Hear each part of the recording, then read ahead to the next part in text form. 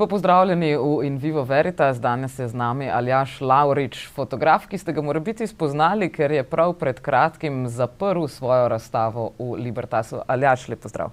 Žal. Kako je šlo z razstavo? Si imel dober obisk? Ja, v bistvu sem bil ful presenečen, sploh ko sem imel odprtje razstave, veliko ne le prijateljev, ampak tudi neki bivši sošolci pa ljudje, ki nekako plavajo v teh umetniških vodah, so prišli pogledati, tako da sem v bistvu bil kar prijetno presenečen. Sej, kaj lahko pravzaprav smo videli na razstavi? Bila je, lahko bi rekli, dvodelna. Bile so tako tvoje fotografije, kot tudi spremni teksti Maksimiljana, ki si ga spoznal v Bruslju? Tako je. Torej, jaz sem nekako poskrbel za fotografije znotraj te serije. Ta moj prijatelj Maksi je pa, skupaj sva nekako sestavljala te tekste. On jih je potem seveda lepše oblikoval, ki so potem predstavljeni ob fotografijah in spremljajo nekako cel projekt kot nek narativ. In kaj je bilo tisto v Bruslju, da te je pravzaprav premamilo, da narediš razstavo na to temo? V bistvu po eni strani je bilo lih to pomanjkanje nekega interesa oziroma nekaj, kar bi ful izstopalo ali pa bi me res navdušilo in sem bil nekako razočaran na celotno izkušnjo in sem se potem odločil, da bom o tem naredil projekt, torej o tem nekem razočaranju oziroma dolgočasju v Bruslju. Kaj pa bilo tako dolgočasnega? Pa ja, pravijo, da je Bruselj živahno veliko mesto, prestolnica Evropske unije. Točno tako to pravijo, a ne, ampak po drugi strani, ko pa preživiš tam več kot neke 3 turistične dni, ko se preseliš tam in res poznaš okolico ljudi, ugotoviš, da ni spet neki, mesto ni spet toliko posebno in ima tudi svoje razočaranje. Kaj pa je tebe najbolj razočaralo? Mislim, jaz sem šel v Bruselj z nekimi visokimi pričakovanji, kot si že povedala, prestolnica Evropske unije in seveda glavno mesto Bruslja, pa potem itak je zelo znano po svojih akademijah in fakultetah. Ampak me je na vsakem področju nekako malo razočaralo. V bistvu ni doseglo nekih pričakovanj, ki sem jih imel kot mesto. Nekako sem imel to mentaliteto, da više, ko greš na sever Evrope, zviša se življenjski standard in tako. Se pa sliši to kot super material, pravzaprav, naprimer, marsikam, kamor greste fotografi, pa je nekaj zelo, zelo slabega, se zdi, kot da je pravzaprav lažje iskati motive kot nekje, kjer je vse čisto in lepo in se sveti. Ja, to je res, ampak to je mogoče po drugi strani tudi neka ta splošna človeška navada, da cel čas bi radi samo kritizirali in je potem lažje najti nekaj, kar ti ni dobro, kot nekaj, kar ti je. Ampak jaz sem nekako res mislil, da zdaj bom prišel v Bruselj in mi bo super, pol sem bil pa razočaran. In sem potem nekako naprej iz tega izhajal, pa sem potem hitro ugotovil, da mogoče ni dobro, da samo kritiziram Bruselj oziroma tudi prijatelji, ki sem jih tam spoznal, tako da sem potem se odločil še za neke bolj dokumentarne oziroma konceptualne konotacije, ki sem jih dodal fotoseriji. Zakaj pa si sploh šel v Bruselj? Torej, jaz sem študiral na Akademiji umetnosti v Novi Gorici in sem se odločil, da bom v absolventu šel na Erasmus izmenjavo, ker se mi je zdela odlična odločitev. In sem izbiral med Portugalsko in Brusljem, nekako sem se potem na koncu odločil za Bruselj. Pa tudi to akademijo oziroma šolo, na kateri sem bil, je imela v redu program. Ampak, naprimer tudi na šoli so imeli super profesorje in predavatelje, veliko dobre opreme in zares šola na nivoju. Katere šole? Lucas School of Arts. Ima tudi v Bruslju, v Gentu in v Genku. Ima več različnih lokacij. Ampak, torej ja, profesor je super, ampak večina predavanj pa je bila v nizozemščini. Torej, je malo smešno, kako potem tudi nekih teh osnovnih potreb za zunanje študente oziroma internacionalne študente niso pokrite. Pa znaš kaj nizozemsko torej zdaj? V bistvu sem se malo francoska naučil, ker v bistvu francoščina je bolj tako nek ta street language v Bruslju. Večina meščanov oziroma vse tako na ulici se večkrat slišiš francosko kot nizozemsko. Spet odvisno od predela, ampak vsaj tam, kjer sem jaz živel, bolj v centru, se veliko bolj francosko govori kot nizozemsko. Ampak ja, nizozemsko se pa nisem neki dosti naučil v bistvu. No. Se pravi, ti je žal, da nisi šel na Portugalsko, bi bil vsaj na toplem? Ja, točno tako. Koliko pa si imel od tega Erasmus življenja? Veliko ljudi pravi, da hodijo na Erasmus zgolj iz zabave. Ti si verjetno šel tudi, no, če ne drugega, sprobati opremo? Ja, tako je. No, v bistvu, ko sem bil še gor na začetku, so bili še te korona ukrepi in so tudi, mislim, klubi in bari so bili na začetku večinoma zaprti. Ampak sem potem recimo v skateparku ali pa v teh nekih bolj alternativnih družbah našel prijatelje in se potem tam z njimi podružil. Skejti so, oziroma skejterji so precej ponavljajoč motiv pri tebi. Si tudi sam kdaj skejtal? So ti zaradi tega blizu še vedno mogoče? Ja, mislim, še vedno skejtam in tudi vse ljudi, ki sem jih v Bruslju spoznal večinoma, so skejterji in sem potem tako se iskal neke povezave. Seveda sem imel tudi sošolce, ki so mi pomagali, ampak tako na neki day-to-day ravni sem večinoma se družil s temi prijatelji iz skateparka. No. Zdaj, če se vrnemo mogoče res na to šolanje v Bruslju, ali ste se učili kaj tudi o analogni fotografiji ali je danes vse digitalno? V bistvu na tej šoli je nekako začneš z analogno fotografijo, ker je bolj preprost medij oziroma seveda fotografija izhaja iz analognega medija. Tako da moraš imeti pokrito to neko osnovno ravno analogne fotografije. In sem se v bistvu res zaljubil v to, všeč mi je ta neka taktilnost analogne fotografije, torej pač, da vidiš film in lahko razvijaš to v temnici. Tako da sem tudi potem to fotografsko serijo naredil na film. Uroš Abram je ravno zadnjič omenil, da se mu zdi, da bi pravzaprav vsi fotografi morali poznati analogno fotografijo, že ravno zaradi tega, ker moraš razmišljati o fotografiji, medtem ko sploh še ne veš, kako izgleda in potem pravzaprav v temnici tudi vidiš vse postopke, na kaj moraš biti pozoren, na sivine, na obrise in na vse to. Bi se strinjal? Ja, definitivno. Mislim, jaz sem velik pristaš analogne fotografije, ne samo zaradi nekih tehničnih karakteristik, ker po eni strani v bistvu, če fotografiraš na velik format, na film, je kvaliteta veliko boljša kot recimo z digitalnim fotoaparatom, ampak po drugi strani te nauči tudi veliko bolj nekega selektivnega mišljenja, ker imaš manj fotografij na razpolago in potem se moraš nekako bolj skoncentrirati in bolj povzeti bistvo v eni fotografiji, medtem če bi pa fotkal digitalno, bi pa sam šklocal naokoli in pač nekaj bo spelo. No. Torej, pravzaprav je bila tudi razstava na analogni fotoaparat narejena? Ja. Torej, imel sem eno to veliko formatno kamero, ki se pokriješ s kapuco čez, da vidiš.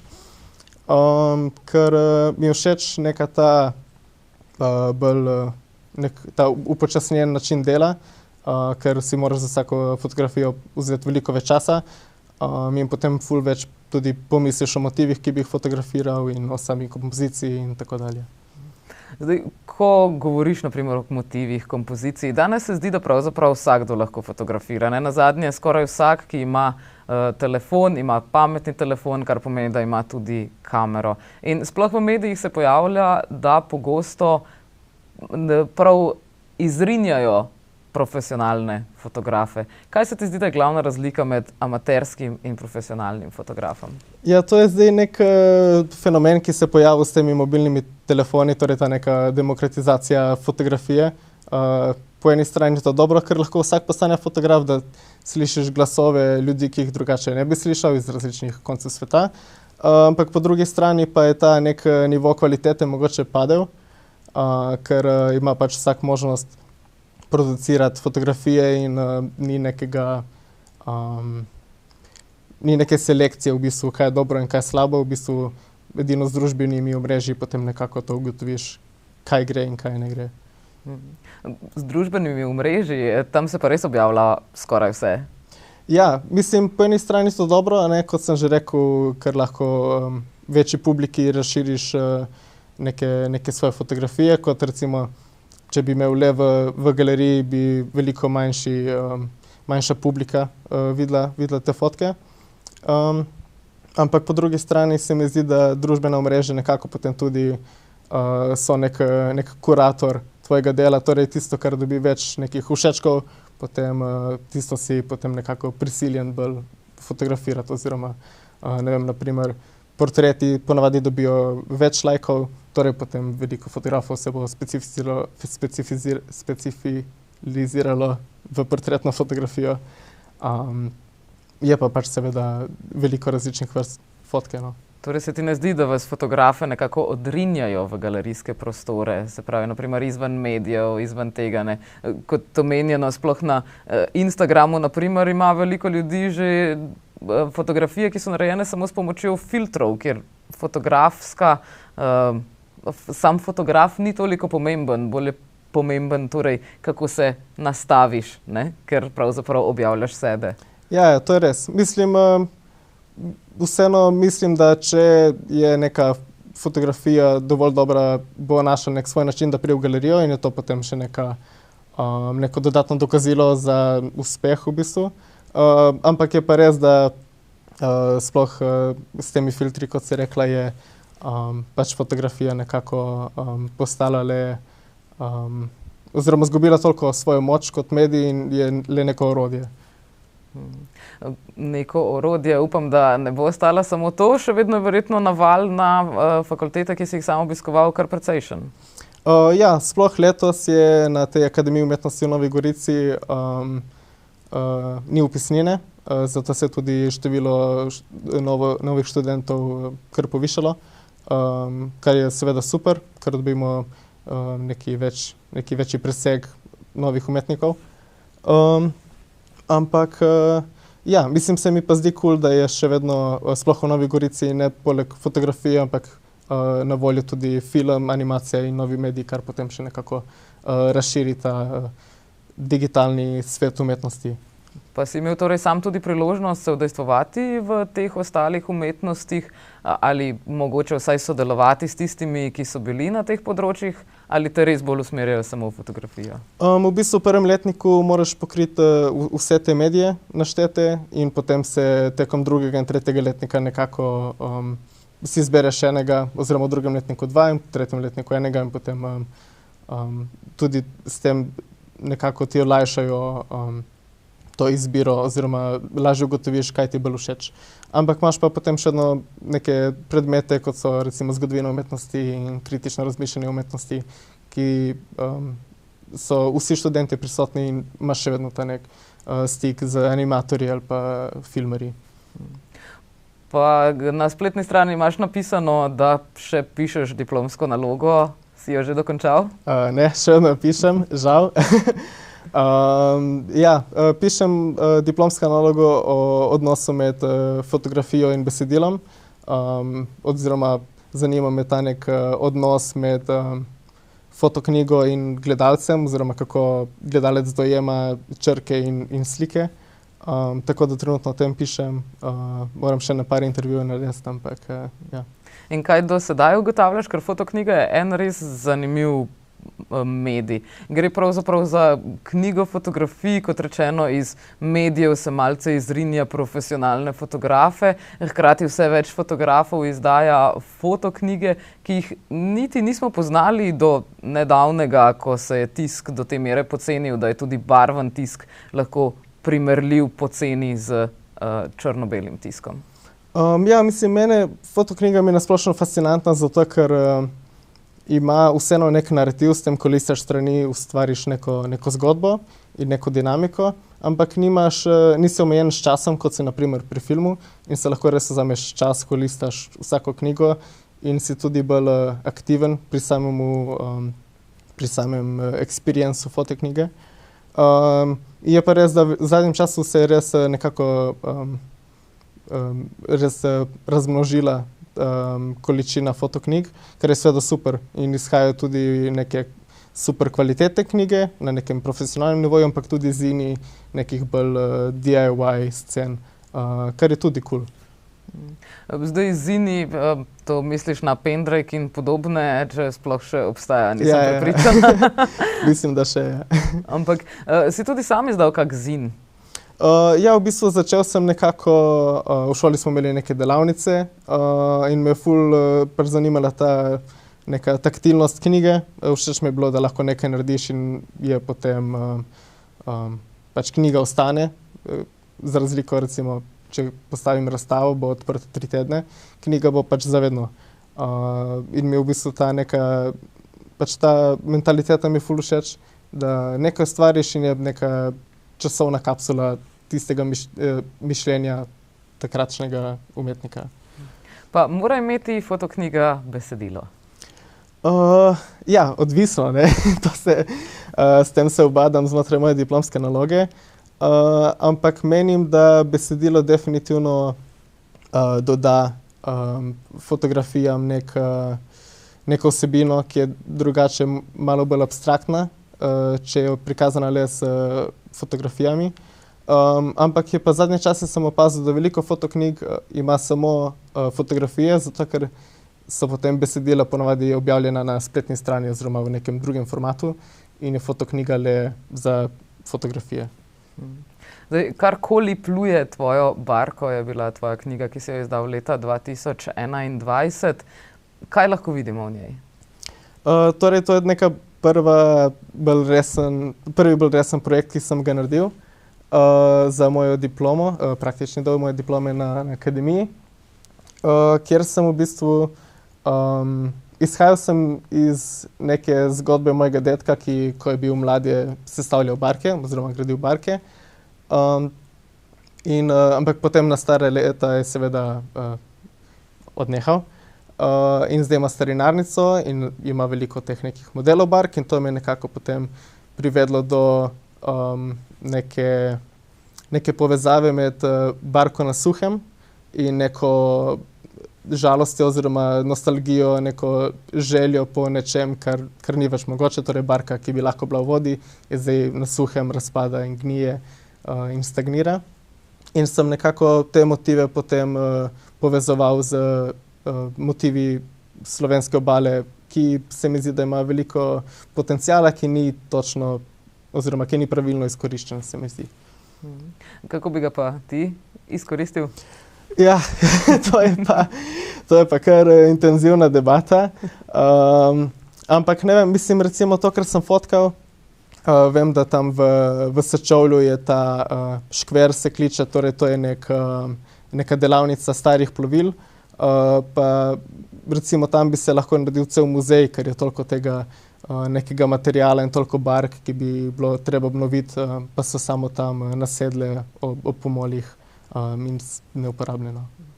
Bi rekel, da te najbolj zanima dokumentarna, reportažna fotografija. Portretov imaš tudi na spletni strani precej manj kot vsega ostalega.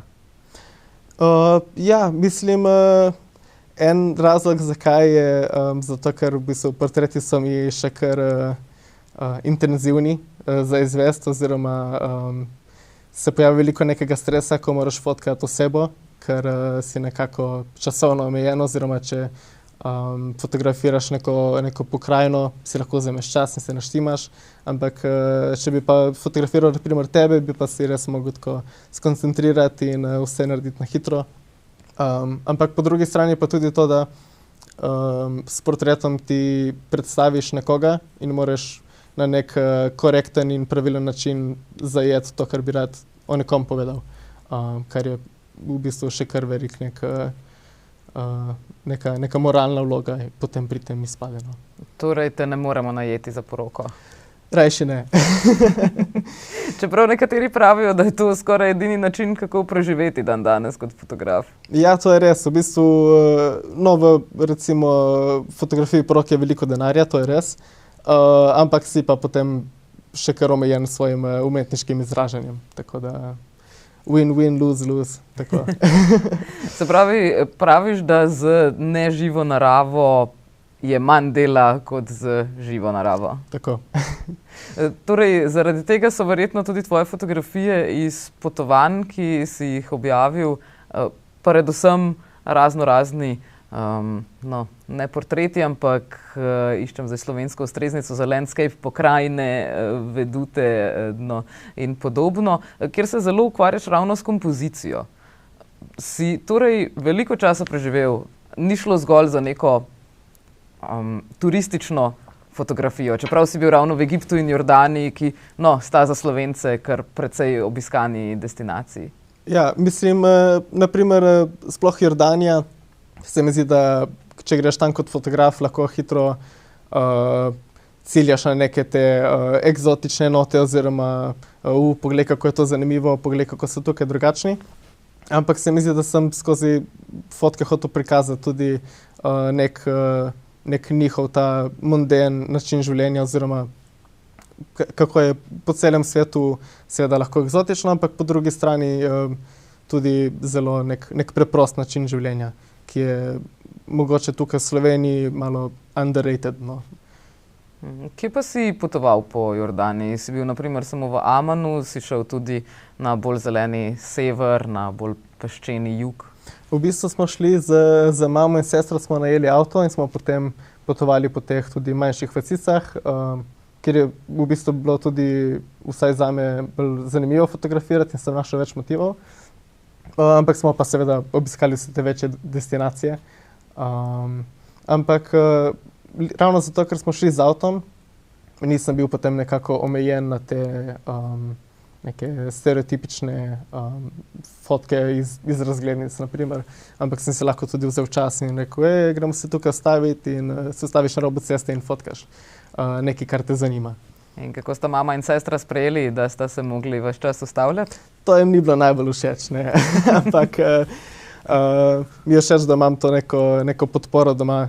Tudi če zatežim, da se ustavijo na robu ceste ob 5 zjutraj, da nekaj fotkam, se s tem sprijaznijo. Koliko fotografij pa naprimer si posnel v Jordaniji, da si potem dobil to količino fotografij, s katero si zadovoljen, da so pripravljene za objavo?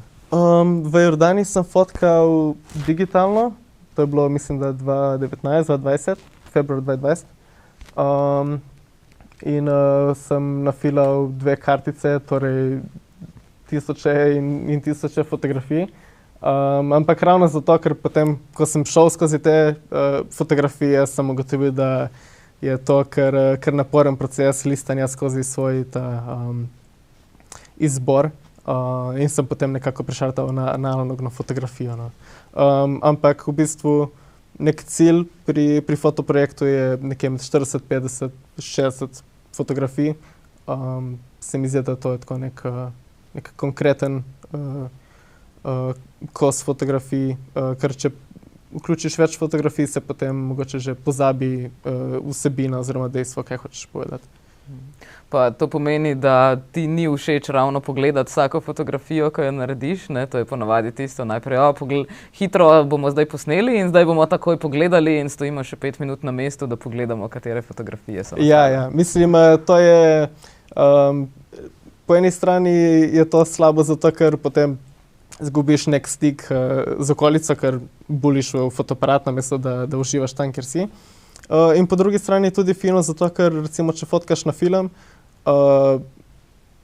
ti nekaj fotkaš in potem 2 ali pa 3 tedne kasneje razvijaš fotografije in jih takrat še enkrat vidiš in opaziš mogoče neke stvari, ki jih prej nisi. In ves čas med tem pa razmišljaš o tem in je nek tako v bistvu pasivno razmišljanje o tem oziroma je vedno neki tvoj podzavesti in potem tudi se mi zdi, da dobiš več nekih idej, kako bi lahko nekako skoncepiral to fotoserijo. Ko si šel v Egipt, si pa uporabil kakšen fotoaparat? Digitalni. Pa si imel iste probleme? To si tudi mogoče sproti brisal kakšne fotografije? Ja, v bistvu v Egiptu sem tudi že sproti urejal, ker sem za ta potovanje iz Egipta sem izdal tudi nek majhen zin. In sem tudi takrat že sproti in urejal in vlagal v ta program InDesign, ki je za sestavljanje knjig. Tako da sem v bistvu nekako na hitrco potem tudi sproduciral vse, oziroma hotel sem testirati, če sem sposoben na nek reportažen način narediti to tekom samega potovanja. Pa si kdaj že naredil fotoreportažo, ki je bila objavljena, ki je mogoče na kakej razstavi tudi? Prav za nek časopis ne, ampak sem pa seveda s podporo šole bil vključen v veliko nekih in samostojnih in skupinskih razstav. Na kakšen način, kje pa ste razstavljali, kakšne vrste razstav ste imeli na šoli? Naprimer, mislim, zdaj ta projekt iz Bruslja je bil razstavljen v Bruslju, zdaj je bil v Kopru in 15. decembra bo še v Novi Gorici na šoli. Karkoli pluje tvojo barko je bil lansko leto na Svetilniku odprt cel mesec. Te fotografije z Jordanije in iz Egipta so bile tudi na šolskih razstavah in v Novi Gorici v X centru. Tako v bistvu na nekih različnih lokacijah, ampak mi je tudi všeč, da recimo sploh ta projekt iz Bruslja, Nothing to Write Home About, sem postavil v skladišču, kar ni tako neka povprečna galerija. No. Verjetno tudi niso bili originalni printi, si predstavljam, ali pač? Mislim, printal sem v Ljubljani v neki printalnici, nisem printal analogno, ker nimam še takšnega budžeta, te finance se potem hitro dvignejo. Ampak mi je pa cool, da sem imel nadzor nad celim prostorom. V bistvu za Vesno Pajič sem se dogovoril za prostor in mi je dala res proste roke in sem lahko naredil, kar sem hotel, kar mi je bilo res super. Ja, smo imeli na intervjuju, te je tudi omenila, menda sta zelo hitro prišla do te razstave. Pravzaprav si imel srečo, da si lahko dobil ta prosti čas vmes med razstavami. Ja, jaz sem v bistvu, mislim, da začetek oktobra sem dobil njen kontakt in sem bi pisal. In pol sem mi prinesel ta časopis, ki sem ga izdal takrat. In sva se v roku tedna in pol zmenila za termin in za razstavo in za vse. Tako da sem ful vesel in za ta uspešen kontakt, ki sem ga dobil, plus razstava, ki je izpadla zelo dobro. Se ti sicer zdi, da imaš dovolj možnosti razstavljanja tukaj po Sloveniji? Mogoče sploh v Kopru sem malo, kot umetniki smo malo omejeni, oziroma ni toliko nekih razstavnih prostorov, kot bi jih lahko bilo. Ampak drugod, recimo sploh v Ljubljani pa veliko galerij, ki podpira mlade umetnike, no, se mi zdi. Tako da odvisno od lokacije. No. Mislim, da na obali bi se lahko to še malo bolj razvilo, oziroma bi se malo lahko še dvignil nivo vključevanja mladih umetnikov v neke že obstoječe galerijske prostore. Kaj pa si se mogoče že združeval s katerimi drugimi fotografi, naprimer z galerijo Fotografija, s Fotopubom? Ne še, ampak nekako me bolj zanima sodelovanje z drugimi umetniki. Torej, ne da bi sodeloval z nekom znotraj fotografije, ampak bi iskal nek drugi medij, ki bi komplementiral moje fotografije. Tako kot sem naprimer našel Maxija, ki mi je napisal besedila. Imamo tudi nek mini kolektiv animatorjev in filmarjev, s katerimi se potem tako vedno pomagamo. Pa sem ugotovil, da je ful lažje sodelovati z nekom, ki ni iz iste stroke kot ti. Se mi zdi, da samo mogoče nekako lažje pomagaš drug drugemu, ker imaš bolj različen ta pristop do same dejavnosti in lahko več ponudiš. Zdaj, sam se ukvarjaš predvsem s črno-belimi motivi. Zelo, zelo redko opazimo kaj barvnega pri tebi. Zakaj? Po eni strani zato, ker barvni film je zelo drag. Po drugi strani pa to govorim zdaj iz osebnih izkušenj. Ko fotografiram, sem nekako bolj pozoren na neke grafične elemente kot na barvo. In potem tudi lažje strukturiram fotko iz nekih črt in oblik kot iz nekih barv. Oziroma tudi, če nekaj vidim, sem naprej pozoren na neke linije, ki se postavijo v prostoru. In se mi zdi, da črno-bela fotografija boljše izpostavi te karakteristike kot barvna. Moraš pa verjetno se na drugačen način ukvarjati s fotografijo, če se ukvarjaš z barvami ali zgolj s črno-belo. Kaj je pomembnejše, naprimer pri črno-beli fotografiji, pa kaj bi bilo pomembnejše pri barvni? Ja, mislim, seveda obama sta, oziroma pri obeh tipih fotografij moraš imeti svoj pristop.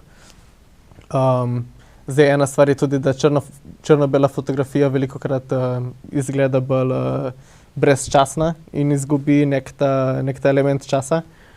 Barvna fotografija doda še en podatek ki ga črno-bela fotografija nima, seveda barva. Ampak izpade mogoče tako malo bolj filmska oziroma bolj realna, medtem ko analogna, medtem ko črno-bela fotografija je pa brezčasna, no, v bistvu. Barvna fotografija se mi zdi, da je mogoče nekoliko bolj zahtevna za nekoga, ki črno-belo fotka, ampak deluje tudi lih obratno. Torej, pač meni bi bilo ful težje fotkati barvno, nekomu, ki pa fotka barvno, bi bilo pa ful težje fotkati črno-belo. Se ti zdi, da je enako pri filmu?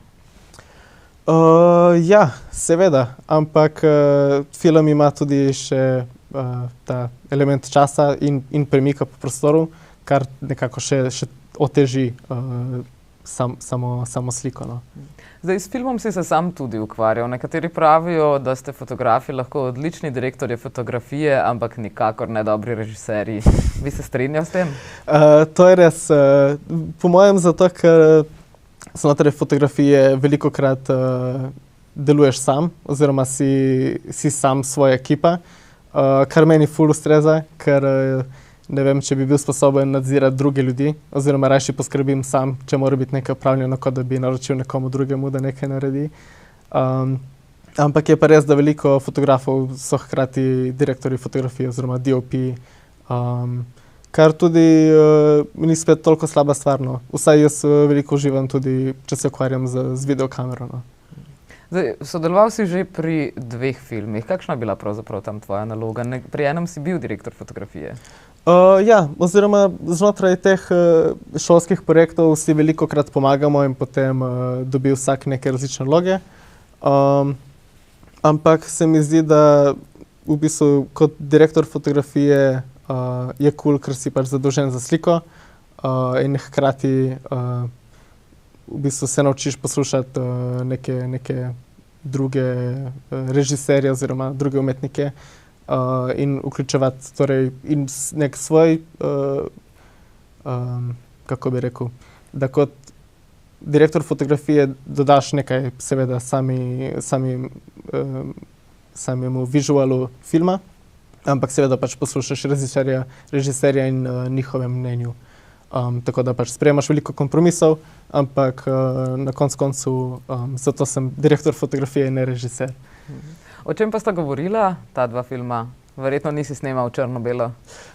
Ja, v bistvu sem kar v nekaj projektih pomagal, zdaj vem točno, o katerih se pogovarjava. Aha, tista 2, za katera 2 piše, da si bil direktor fotografije na bazi slovenskih filmov? Eden je iz 2021, Tišina. Aha, torej to je bil projekt pod mentorstvom Ane Sluge, kjer sem šel v neke zapuščene prostore. Torej, to je bilo med časom korone, zato sem imel kar preprosto nalogo. In sem v bistvu postavil kader, kot bi fotografiral, ampak seveda slika se je premikala, ne toliko očitno, ampak je ustvarilo neko dinamiko. In se mi zdi, da ta pristop do samega medija bi lahko še nekoliko bolj izkoristil v prihodnosti. Ampak mi je bilo ful zanimivo, kako je slika gibajoča, ampak hkrati ne gibajoča, oziroma te neke minimalne premike oziroma minimalne figure spreminjati tu pa tam. Se mi zdi, da v tem je še potencialno. Mogoče razmišljam celo, da bi naslednji projekt naredil na podoben način. Ja, sliši se kot eksperimentalen film. Ja, mislim, seveda ni nek vsakdanji način snemanja to. Tudi zato, ker ni nekega narativa oziroma govora, ki bi pripovedal neko zgodbo, ampak zgolj z vizualnimi vtisi tvoriš zgodbo. Ampak po drugi strani, ravno zato, ker izhajam iz fotografije, mi je to nek domač način oziroma domač pristop. Tako da sem se počutil nekoliko bolj komod, kot če bi mogel se postaviti pred kamero in razlagati nek svoje mišljenje. No. Kot zdaj, na primer. Na primer, kot zdaj. Kdaj pa si se pravzaprav sploh odločil, da se boš začel s fotografijo resneje ukvarjati? Je bilo to nekaj, kar je bilo, poglej, imam nov mobitel, ampak hotel bi nekaj več, bi malo okrepiti svoje roke in bom vzel večjo kamero? V bistvu prvi stik s fotografijo sem imel, ko sem v skateparku se družil s prijatelji in seveda, ko narediš nek trik, ga hočeš pofotografirati in posnet. In to je bila moja nekako prva vloga kot fotograf, da sem v bistvu fotkal in snemal svoje prijatelje. In potem se je to nekako razvilo v idejo, da mogoče bi pa šel, bi šel na šolo za fotografijo in potem sem nekako končal na Akademiji umetnosti, ker sem ugotovil, da je pač ta svet fotografije veliko večji kot nek fotograf skaterjev. No, ampak je odličen začetek. Sicer zanimivo, da si začel kot fotograf, ker ponavadi gledamo ravno to posnetke skejtanja. Ja, to je res, ampak jaz sem takrat si privoščil en fotoaparat in sem potem s tem začel. Na film nek ruski Zenit za 10 € iz Bolšjaka. Ampak me je potem to nekako privedlo do same ljubezni do fotografije, da sem začel ne s fotografijo samo, ampak z skejtanjem oziroma z motivi in ne s tehniko prej. Zdaj, ko se ponavadi odločaš za izbiro študija, včasih starši oziroma tvoji bližnji nasprotujejo temu, sploh če gre za neko umetniško zvrst. Si tudi sam naletel na odpor, češ kako boš pa nosil kruh k mizi, če boš šel študirati umetnost? Ja, to še posebej doma je točno tako, kot si pravkar povedala. Se mi zdi, da potem fotografi oziroma kot nek umetnik, ki se ukvarja s fotografijo, mora iskati neke druge prihodke. In tako sem potem nekako tudi prišel kot snemalec na televiziji. Ampak mi je cool, ker še vedno imam potem čas, da delam svoje projekte in da sem nekako izčrpan. Ker se mi zdi, da če bi recimo bil fotograf na porokah, bi mogoče potem izgubil samo voljo in ljubezen do fotografije, ker bi bil obremenjen z nekim delom, ki ne bi bilo meni ljubo. Pa si se vseeno kdaj preizkusil, naprimer v slikanju koncertov oziroma fotografiranju koncertov, raznih prireditev ali česa podobnega morda? Mislim, sem dokumentiral ene par stvari oziroma treniram gimnastiko in potem ponavadi na tekmah fotografiram in tako. In ni lih not my cup of tea, bom rekel. Opravim in je v redu, ampak ni da zdaj preveč uživam v tem. Mi je bolj pri srcu, če povem nekaj bolj pametnega s fotografijo. Če fotkam, da ima nek dober koncept od zadaj, oziroma da fotkam za lepo videti, ampak še nekaj povem s tem. Torej, začel si športno fotografijo, ampak danes bi se raje odmaknil od nje. Ja, bil je nek gateway drug v bistvu do same fotografije, ki mi je ful všeč. In se mi zdi, da tudi sploh s telefoni cel čas nekaj fotkam in je cool, ker ohranjam neko to ostro oko. Vedno iščem neke zanimive stvari za fotkati, za Instagram naprimer, ali pa neke take preproste stvari. Daj si še hitro eno reklamo. Ja. Kje te najdemo na Instagramu? Instagram ali Jakso, lahko me pa followate. Ampak ja, se mi zdi, da potem te neke vsakdanje fotografije privedo do nekega razmišljanja in recimo fotkaš ta stol in pol si tako, kje je bil pa ta stol narejen, zakaj pa rumene barve, in potem nekako eskalira do večjega projekta, upam, da. Kaj pa o vojni fotografiji z vojnih področij, si o tem morda kdaj razmišljal? To so zelo pomenske fotografije. Ja, to je res. Jaz imam ravno enega prijatelja iz Ukrajine, Vasilija, ki se je zdaj vrnil v Slovenijo prejšnji teden. In sem razmišljal, da bi šel on je iz Odese in da bi šel tam in fotografiral. Ampak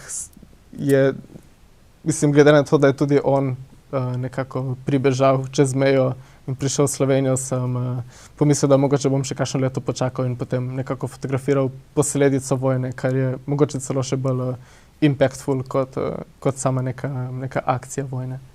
Moraš pa verjetno sploh pri takšnih motivih paziti na to, kaj sporočaš. Ja, torej fotografija je dvorozen meč, ker ti deliš neke informacije, ampak po drugi strani moraš pa paziti, kakšne so te informacije oziroma s tem, kar vključuješ v sliko, veliko poveš. V bistvu fotografija je na nek način medij izločanja, oziroma ti naprej, ko nekaj fotkaš, izrežeš kader, potem ko delaš selekcijo, izrežeš slabe fotografije ven, potem ko recimo delaš knjigo, spet narediš neko ožjo selekcijo, oziroma samo ožaš in ožaš to neko bistvo, tako da moraš biti res pozoren, kaj to bistvo je. Zdaj je zelo veliko govora o fotografijah narejenih s pomočjo umetne inteligence in pa o fotografijah, kot so tako imenovani deepfakei, torej fotografije, ki izgledajo kot da so resnične, ampak težko povemo, ali so potvorjene ali ne. Se ti zdi, da je to prihodnost fotografije? Mislim, zadnje čase sem nekega mišljenja, da fotografija kot nek tradicionalen medij mogoče nekoliko umira in se moraš potem posluževati nekih drugih načinov ali prezentacije ali samega fotografiranja, torej da bi naprimer vključeval in film in fotografijo ali pa slikarstvo in fotografijo oziroma neke posege v sam medij, da ga nekoliko popestriš.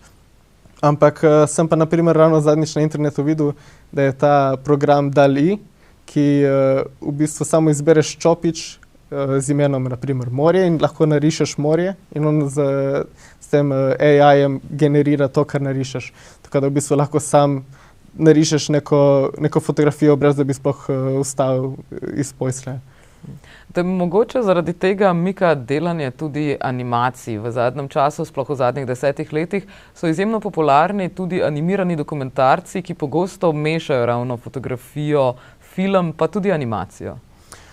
Ja, mislim, jaz imam naprimer moj prijatelj Miha Rea, oziroma sošolec iz akademije. Njemu sem tudi velikokrat pomagal z z location scoutingom, torej da sem šel na lokacijo pa nekaj pofotkal, pa je potem on mogoče vzel to fotografijo kot inspiracijo za nek kader, tako da sem mu na ta način pomagal. Ampak definitivno zadnje čase me nekako interesira animacija kot sam medij. Recimo zdaj ravno Animateka v Ljubljani, pa sem si ogledal par filmov, pa me res me je začelo zanimati to. Ampak nekako se ne omejujem na medij, mi je bolj pomembna ideja in mogoče, če bi bil film boljši za izvedbo neke ideje, pa bom posnel film, oziroma se nekako ne omejujem na samo produkcijo nekega koncepta. Želiš pri tem ostati angažiran, kritičen umetnik? Ja, mislim, to je cool zato, ker potem dobiš, mislim, da res popestriš svoje delo kot umetnik in tudi spoznaš neke vode, ki jih ne bi drugače, v katere ne bi zaplul, če bi bil le fotograf. In tudi veliko ljudi spoznaš in dobiš več povezav. Se mi zdi, da je fino, da nekako refreshaš ta svoj način dela. No. Takole, ker se bliža v koncu, te moram še nujno vprašati. Kaj si misliš o tem Instagram formatu fotografij, ki je ponavadi takole ali kvadraten ali takole pravokoten, navpičen? Ti je to blizu? Mislim, jaz se tega problema rešim tako, da dodam bel rob okoli mojih fotografij in potem lahko delam kakršnekoli formate hočem.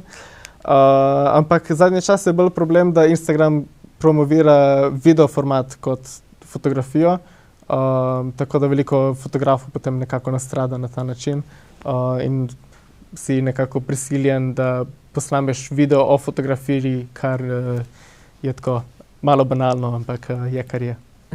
Se pravi, da priplava notri ali kaj takega. Tako je. Pa obstajajo še kakšni drugi portali, na katerih se lahko oglašuješ, mogoče Pinterest, kaj takega, je to še aktualno? Ja, mislim, vem, da zadnje čase je popularen nek posebna aplikacija sprav za analogno fotografijo, ampak nekako se ni prijelo. Tako da mislim, da trenutno je Instagram še najboljša neka spletna platforma, ne le za portfolio, ampak da tudi drugi vidijo, kaj počenjaš kot nek vsakdanji človek. Se pravi, imaš tudi tam svoj portfolio ali ti svoja lastna spletna stran zadostuje zaenkrat? Ja, v bistvu spletna stran imam le za fotografije in za neke celotne projekte, ampak na Instagram pa objavljam še neke behind the scenes ali pa neke fotke iz lokacij, ko sem fotkal, ali pa iz razstav, ko sem postavljal in tako dalje. Tako da se mi zdi, da izkoristim Instagram sebi v prid. Ali to pomeni, da tudi med tem, ko fotografiraš, včasih z drugo roko držiš telefon in se fotografiraš, da fotografiraš? Ja, v bistvu nek inception rata potem, ker fotkam, kar fotografiram. Ampak ja, mislim, se mi zdi pomembno ne le, da objavim na Instagram, ampak da dokumentiram in potem včasih je zabavno iti skozi arhiv in pogledati, kaj si delal in kako si to delal. Nekateri so proti temu fotografiranju, sploh v zadnjem času, ko fotografiramo res vse, ker pravijo, da pravzaprav s tem, kot si že sam prej omenil, zamujamo tisti trenutek. In potem imamo takšne scene, da se lahko na primer na poti do kakšne turistične znamenitosti srečamo večkrat z na primer parom, ponavadi je ženska tista, ki se pusti fotografirati in njen fant, ki jo fotografira, zraven pa imata poleg gojzarjev še mogoče čevlje z visoko peto ali kaj, da se lahko na lokaciji preoblečeta. Se ti zdi, da je to še vedno umetniška fotografija? Mislim, odvisno kot za koga, za me ne. Ampak mislim, to je v bistvu bolj vloga same fotografije, čemu služi, ker pač takšna fotka verjetno ne bo končala v galeriji. Je pa, mislim, pomembno verjetno za ta par, ki se je fotkal, da ima za spomin. Torej pač neka fotografija je res nek zelo praktičen medij in ima več načinov uporabe in seveda vsak je pomemben za nekoga. Zdaj, obvezno vprašanje za konec. Imaš kakšne projekte za v prihodnje? Mislim, zdaj se nekoliko zanimam za tematiko čarovnic v bližini Cerknice in Cerkniškega jezera, tako da to me nekako mika. Ne vem še, kako bi to izpeljal, ampak ta neka mističnost. Se preveč skrivajo, ne? Tako. Nisem še našel nobene, ampak bomo videli, no, kaj bom izbrskal.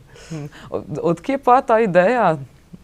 To sem že hotel izvesti 2 leti nazaj, pa potem nekako nikoli nisem našel nekega v redu načina, kako bi prikazal čarovnice, ker seveda jih ne moreš dokumentirati. Ampak ne vem, mogoče me mika lih to, da jih ne moreš dokumentirati oziroma ne moreš jih videti in potem je neko Sizifovo delo iskanja nečesa, kar ni oziroma ne moreš nikoli dobiti. Ja, vsekakor upam, da ti to uspe, pa seveda tudi diploma, ne? Kdaj jo planiraš končati? Zdaj sem recimo na polovici, tako da po mojem še 2 meseca pa Se pravi, napisati moraš še vse do konca. Tako. Zapiske imam, sam še moram lepo formirati to vstavke, to je ta težji del. Ja, pazi, ker mogoče te mama gleda zdaj, ne? To je res. Zdaj sem v bistvu doma in pišem diplomo, tako da... Tako, ja. Na hitro smo ga zvlekli samo od tukaj. Aljaž, najlepša hvala, da si danes vzel čas za ta intervju. Hvala za vas. Tako, vi pa le ostanite z nami na Megafon TV-ju in Vivo Veritas se bo vrnil morda že jutri, morda po jutrišnjem. Ostanite z nami in spoznajte še kakšnega od zanimivih gostov. Danes je bil z nami Aljaž Lavrič, lepo se imejte in lep pozdrav.